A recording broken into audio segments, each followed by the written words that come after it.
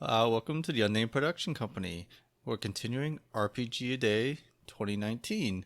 My name is Caleb.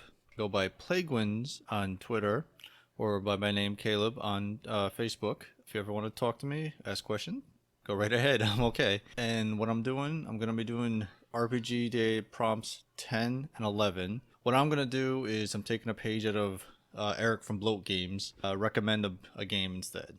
So what I'm doing for 10-11 is I'm going to recommend two games that I like and I would like to see more people play, more exposure for. These are not obscure unknown ones like my other ones.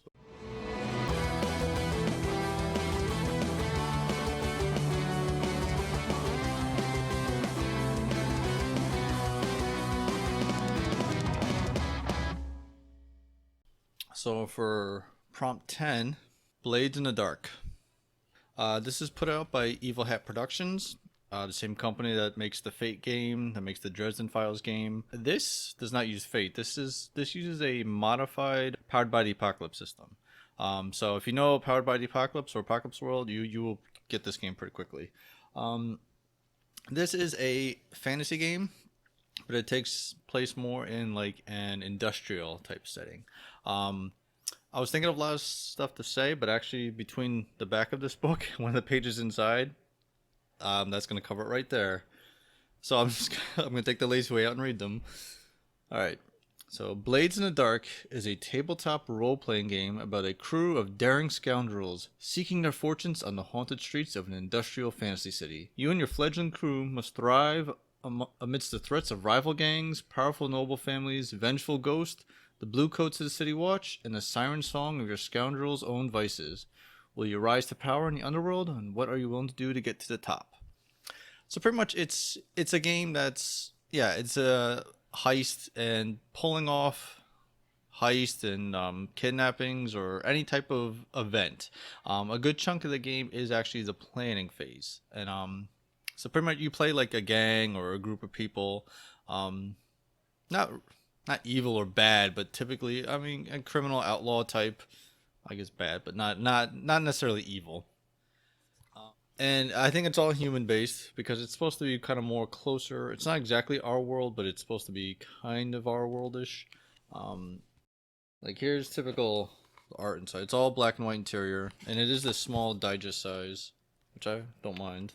Um, all interior, black and white interior artwork. Not a ton of art in the book, actually. It's mainly text. I'm just going to read the blurb about the setting, though. Okay. The game takes place in the cold, foggy city of Duskval, aka Duskwall, or the Dusk. It's industrial in its development. Imagine a world like ours during the second industrial revolution of the 1870s. There are trains, steamboats, printing presses, simple electrical technology, carriages, and the black smog of chimney smoke everywhere. Duskval is something like a mashup of Venice, London, and Prague. It's crowded with row houses, twisting streets, and crisscrossed with hundreds of little waterways and bridges. And see, that's what I meant before. It is more closer to our like past like industrial revolution, and like they give the example, Venice, London, and Prague. It's kind of that with steamboats, with trains. Here's the extra touch they add to it. The city is also fantasy.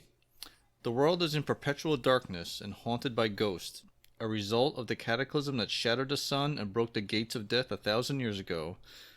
The cities of the Empire are each encircled by crackling lightning towers to keep out the vengeful spirits and twisted horrors of the Deathlands. To power these massive barriers, the titanic metal ships of the Leviathan Hunters are sent out from Duskwall to extract electroplasmic blood from the massive demonic terrors upon the ink-dark Void Sea. That's a lot of fancy stuff thrown in right there. But pretty much it's a Victorian-era city that is trapped by these towers, but the towers kind of protect them and keep out. There's the Void Sea around it.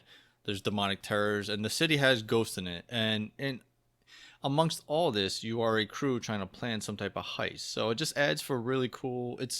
This game drew me in more for the setting. It just sounded like the cool, like it's fantasy, it's industrial. It kind of reminded me of Dishonored, which is one of my favorite video game franchises, and I think they actually put that as one of the inspirations in there. And it uses Powered by the Apocalypse, which I think it's an easy, simple system, which I like. Pretty much just the mechanic is you will get a pool of 6-sided dice. You roll and you take the highest one. If you get a 6, it's like a full success.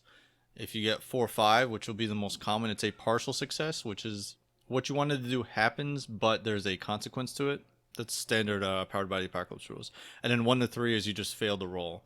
So you don't add any of these dice together. It's just whatever the highest one is, that is your score. And I think if certain things happen while you're building your pool where you'd be in the negative, you just take 2 dice, roll them, and you take your lowest one. That's the gist of the mechanics. That's pretty much it for the mechanics. I mean, there are little extra details, but that is the core mechanic right there. Prompt 10 is Blades in the Dark by Evil Hat Productions, published by John Harper. All right. For day 11 is one of my really, really cool favorites.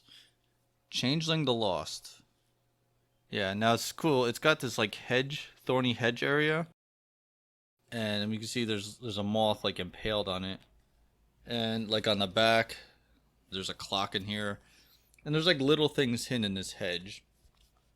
But Changing the Lost is part of the new World of Darkness, or what they now call the Chronicles of Darkness.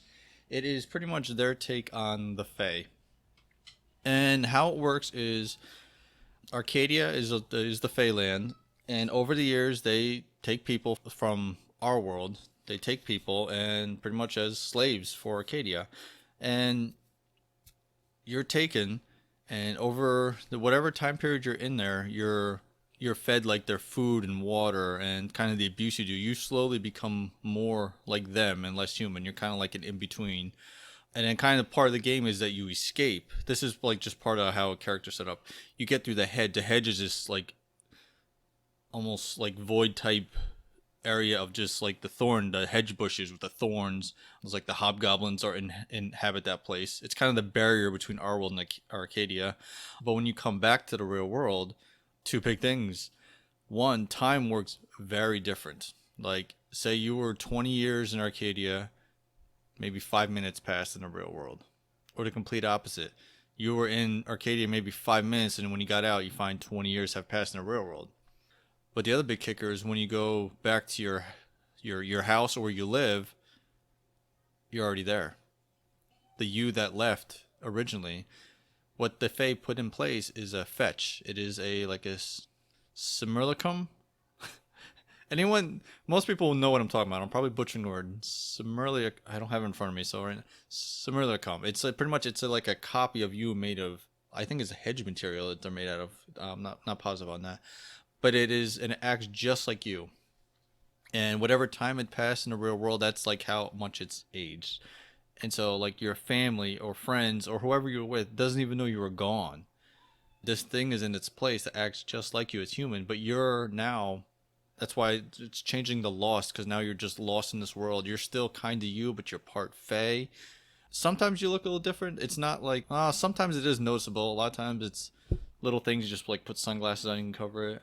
But you're now like lost. You're now in this world where you can't go home, and you probably don't want to go back to Arcadia because of the horrors of that place. And kind of your group, you're the lost. You now have to survive in modern day, wherever your game takes place. And it is set in the world of darkness, so all the other creatures can be there too. But it's just the RP potential in this game is amazing. And I just literally just scratched the surface. There is so much more to this game in the setting. That was the first edition. The second edition, I believe, just came out.